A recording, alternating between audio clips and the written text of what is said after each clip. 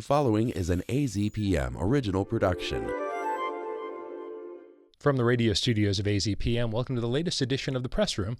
I'm Steve Goldstein. Coming up, Pima County residents are a step closer to getting to decide whether to extend a regional transportation sales tax. And a Tucson council recount is on hold after a candidate claims that some voters were disenfranchised. A panel of journalists joins me to discuss those stories and more next on The Press Room.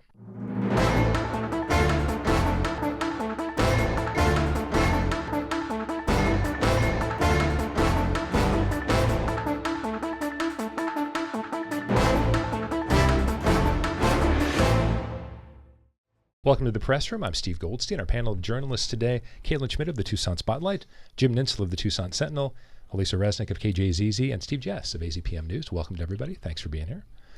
So, Jim, I think we thought we were done with the Tucson City Council primaries.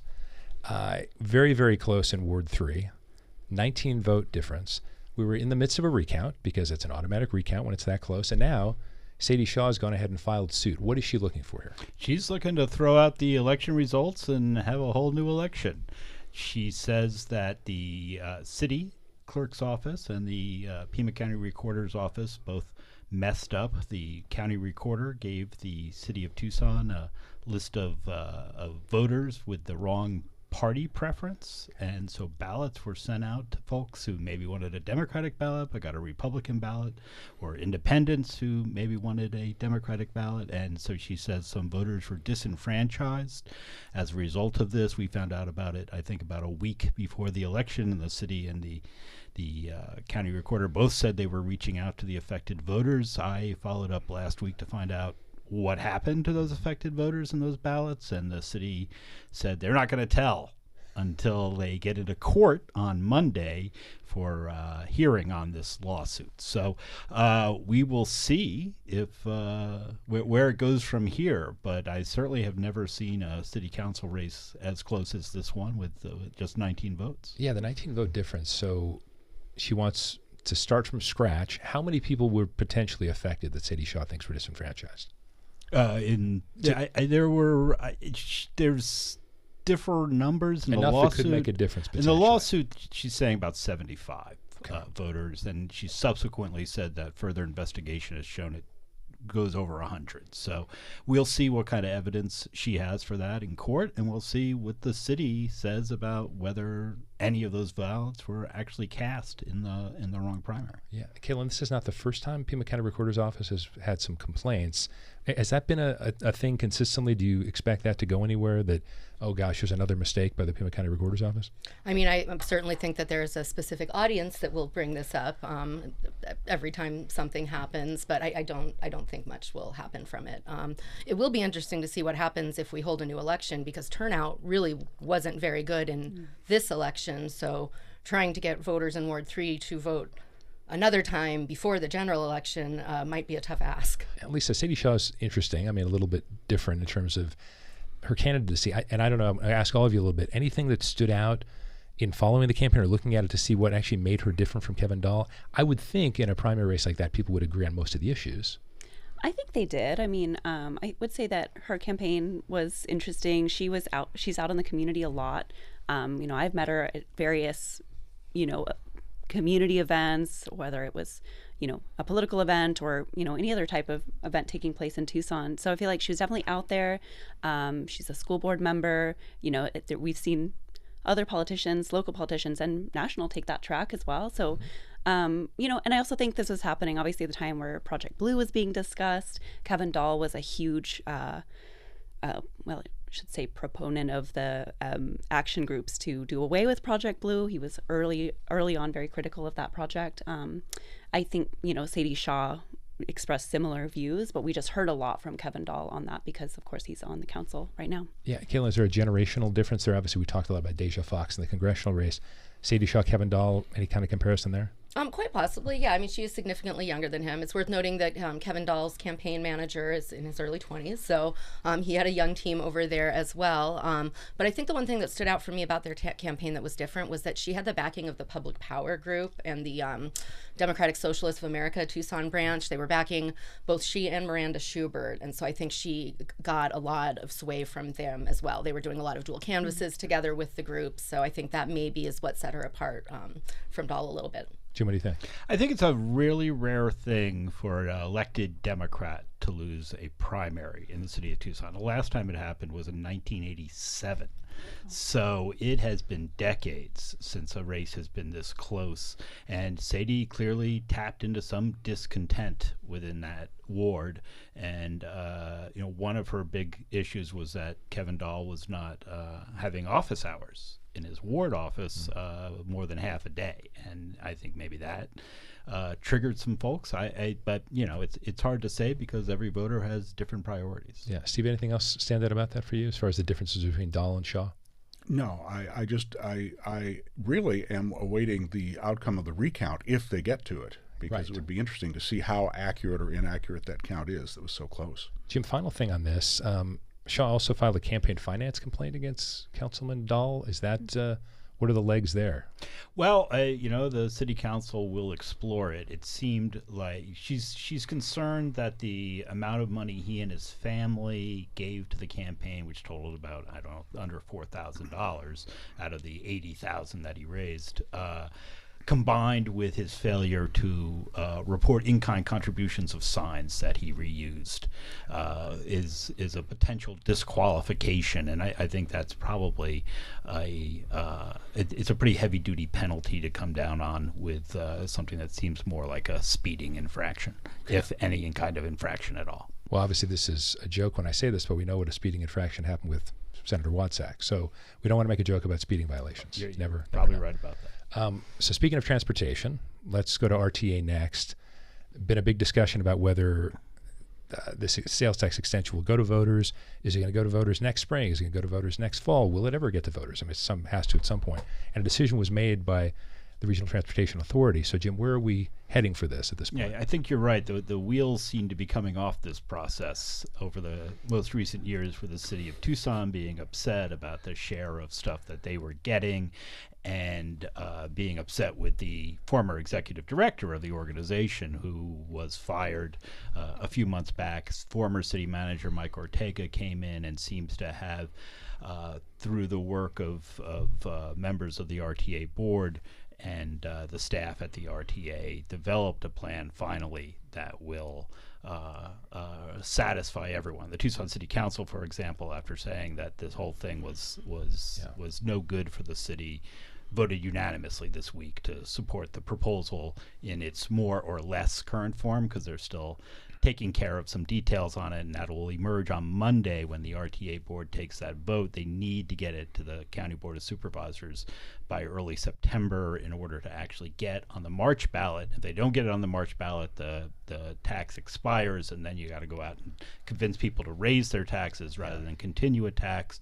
And potentially, if you're doing it in the November election, folks there are concerned that there'd be a lot of other politics mixing into it, and they think it's better to have the straight-up question and just continue it and continue collecting the revenue, because then you'd have almost a year delay of not collecting revenue if you don't get it passed in March. So it's definitely a situation where they've got a mix of transit, they've got roads, they're fixing the projects that they didn't finish in the first 20 years of RTA because of inflation and because of lower sales tax collections and such. So $2.7 billion is the potential total here. Yes, 2.7 billion. Which sounds like a lot. In 20 years, it might not feel like that much, right? No, and they're saying that's the pessimistic estimate, and if they collect more than that, then there's most of the money will flow to the city of Tucson, which I think was a sweetener as well for the mayor and council. Yeah. Kaylin, what stands out to you about this? I think it feels like, and I was saying before we started that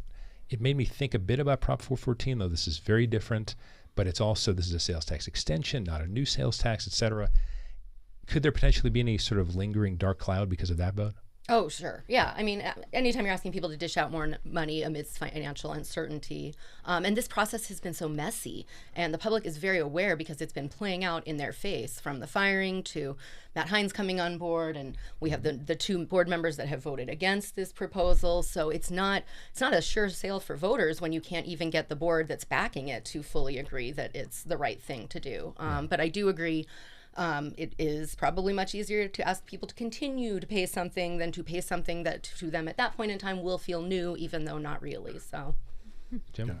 I think the one of the reasons the city's proposition went down was because you had really strong opposition from the business community, which was willing to spend more than six figures in an opposition campaign, and they'll be on the other side of this. The business community is really gung-ho to see this extended because of it will help us extend our infrastructure, and it will create jobs. And so they're all on board on this. So I don't know, there'll obviously be opposition, there always is, but how loud that opposition will be remains to be seen. Yeah, Steve, what are your thoughts on that?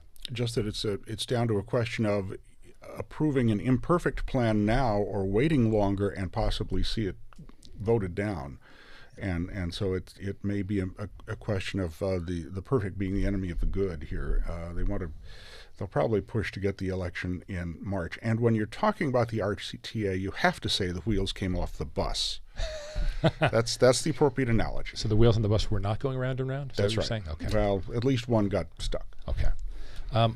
Alisa, we're going to touch on Project Blue to some extent with this next topic. Tucson City Council took action earlier this week to change how it deals with companies that want access to the city's water. So there's this ordinance. It certainly seems like a post-Project Blue ordinance, but explain this to us. What do you make of it? Well, I think it's pretty directly a Project Blue follow, I guess. When there was that unanimous vote for Mayor and City Council earlier this month to reject Project Blue and sort of sever communication with its developers, one of the follows to that was creating regulation for large water users and creating regulation around, updating zoning requirements specifically for data centers. The zoning stuff is going to take a little more time, but this ordinance came up pretty quickly, and it does change the city's code. It also includes pretty specific changes, to what is required of somebody who wants to either existing customers that want to expand or new customers that want to tap in. It would require anything to come before a vote at the mayor and city council. Also, all of that information has to be public, a matter of public record. They also have to apply and have sort of, a plan for conservation. All of these things are like direct answers to some of the concerns that were voiced very loudly by community members over the last month regarding Project Blue. The city has said this is not like the ultimate ordinance and nothing else is going to change, but it's an emergency step to sort of fill an existing loophole that allowed things like Project Blue to come through. Your story on KJZZ.org had a quote from a U of A professor who's obviously been an activist against Project Blue, but said something about the surprise that there weren't guardrails before. Sure. And in a city the size of Tucson, in a place where there's a lot of drought, it was somewhat surprising, I suppose. Yeah. So the other end of that quote was him, saying, well, in some ways it's surprising, in other ways it's not, because the idea of data centers is fairly new over the last 20, 30 years. We're trying to figure out how to do this, but Tucson has been a leader in water conservation. We have a robust system for recharging rivers with our reclaimed water. Have had a lot of community education on saving water and potable water. And of course, we have the history of water contamination in the South Side. So water is like front and center for a lot of different reasons in Tucson. The city of Marana, for example, has regulations in place, which, as Michael Bogan described, are the result of speaking with the city of Chandler to sort of get their take on, like, hey, what do you wish was in place when these data centers came knocking at your door? So Marana's is kind of focused on potable water. Tucson's is, coming a little bit later, maybe as the result of Project Blue, but a bit surprising, but also maybe not because of just the newness of this question. Yeah, Steve, what do you think? There are alternate sites, as you've mentioned, for Project Blue, but it seems that even if even if a location in Pima County is chosen, they will still have to use Tucson water, won't they? And so or unless there's some other source, and I'm curious if this ordinance could affect that as well, even though it's outside city limits. It's hard to say. I mean, I don't know. You know it better than I do. Well, I actually also asked Michael Bogan that because, there's that 3,000 acre data corridor that is also in consideration in Pinal County. That would be before the Pinal County Board of Supervisors. Obviously, Pima County, or the city of Tucson wouldn't really have much say in what happened there. And our water is connected in a lot of ways. The Santa Cruz River, is connected with those two counties. It doesn't, just doesn't distinguish between the two counties, so to speak. There's also the question of active management areas with groundwater. So because the city has passed it, it is a huge deal. You're right. There's a lot of places where absolutely a project would require city water, but it's not a guarantee. And there are other questions about, different groundwater management situations that might not involve the county. Might not involve the city if, say, they're further out into the county, something like that. Caitlin, I think what stood out to me, and I don't know what you think about this, is, as Alisa mentioned, there was that mention of sort of proving water conservation. And it reminds me of, I guess, when ADWR came up with the 100-year water supply if you're going to develop something. How can you prove a 100-year water supply? What do you think about the conservation aspect of this? Because it sounds good for a community like this, and yet how is a business that's going to use a lot of your water going to prove its conservation? Especially, we heard about Project Blue saying water positivity, which was a phrase that no one really understood. Yeah, nobody really liked that term very much at all. That ruffled some feathers. Yeah, I mean, it's a hypothetical plan, right? Mm-hmm. So it's hard to hold anyone to it.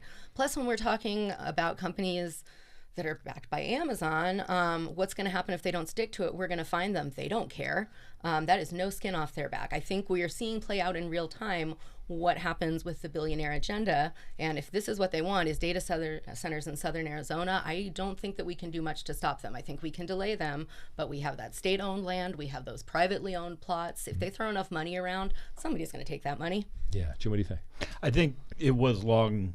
To learn about this loophole was very important for the city of Tucson, since the Tucson Water is the big provider in the area. There's all these other smaller companies, but they don't have the same kind of access to water as Tucson Water has. So I definitely think it puts a crimp in the plans of anybody who wants to open a data center in this particular area.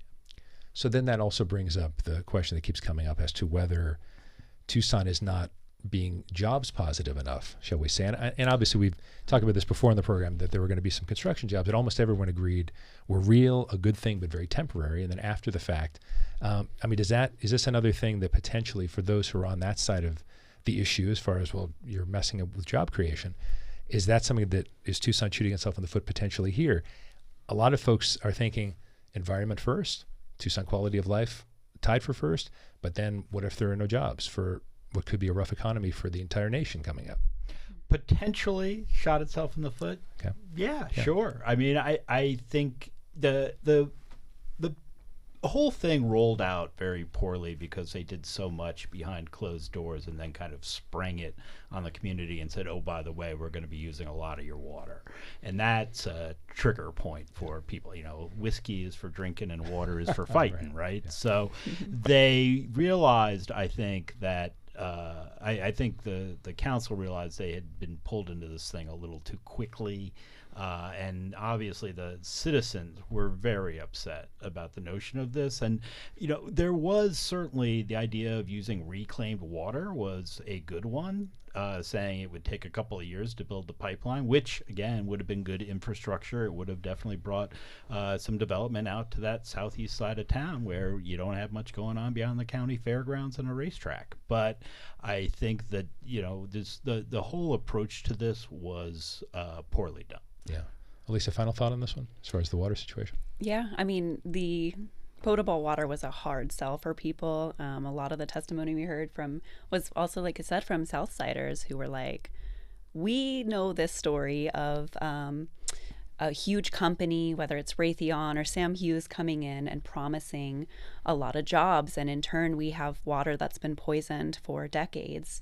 And then the idea of reclaimed water was also kind of a sticking point, as Michael Bogan's reporting found, well, his investigation found, that if Project Blue were to go through, it probably would have dried up a 3 to 5 mile stretch of the Santa Cruz River, which has spent, the city has spent a really long time building back up. It's kind of like a riparian area. It feels like a different place.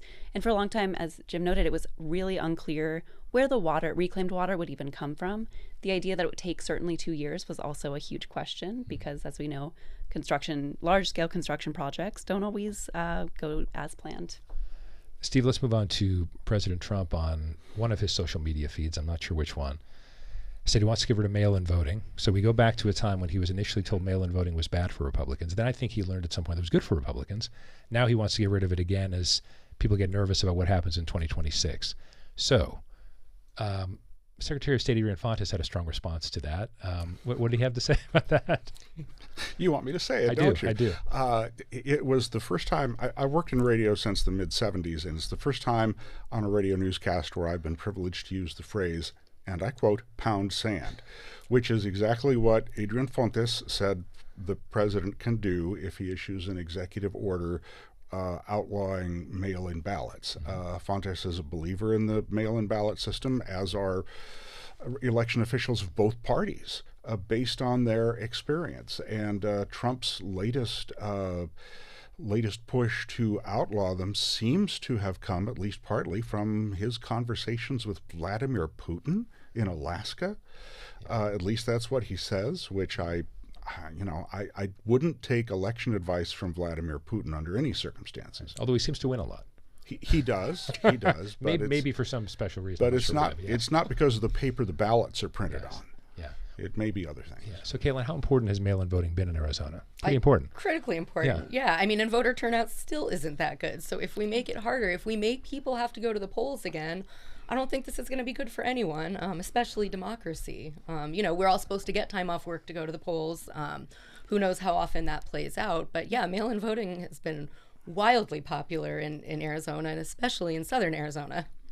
Jim? Yeah, 80% of the voters at this point are using their mail-in ballots. It's convenient. You can sit at home. You can research the candidates. You don't have to wait in line at a polling place, which is very discouraging for voters. You see those images in election time in other states where people are waiting in line for hours and hours and hours, which is, I think there's a lot of people who would be like, I'm not doing that.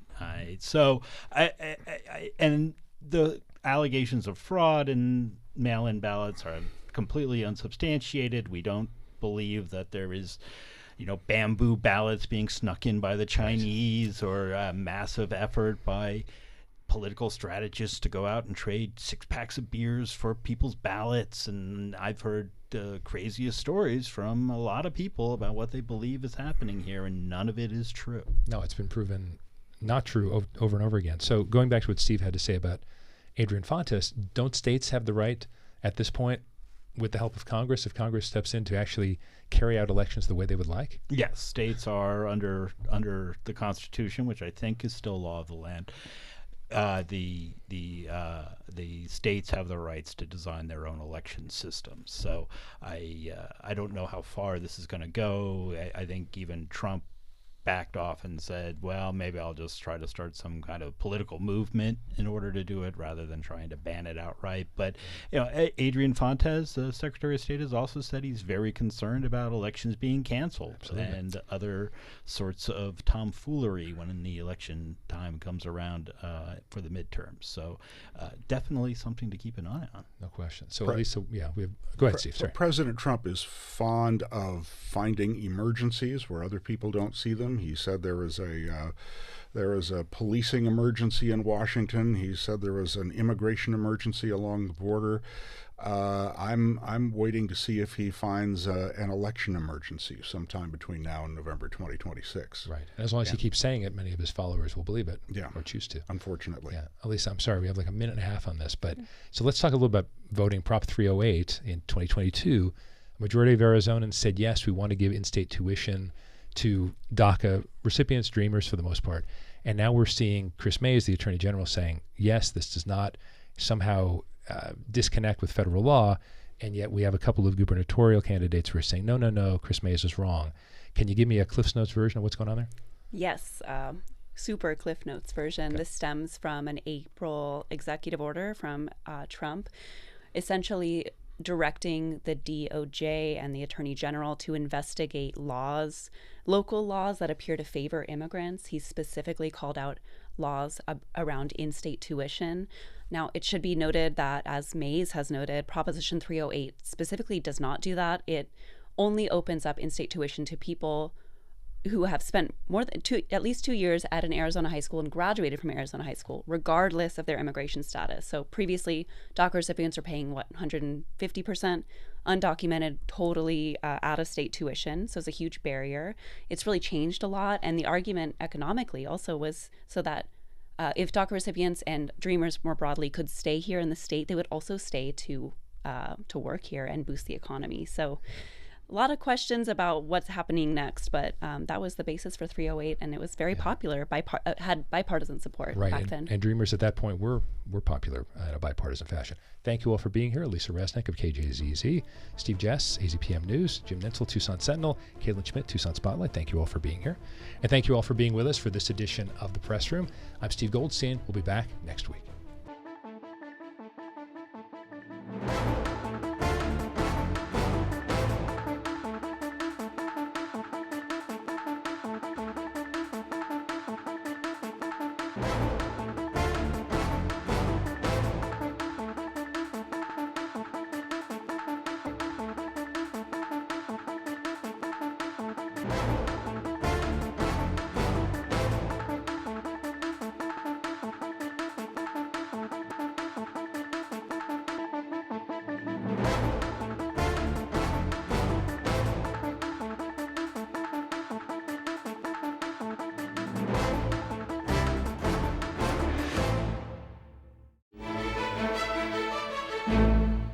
Thanks for watching The Press Room here on YouTube. If you have a question about something we talked about, please leave a comment below. And for more Press Room, click right here.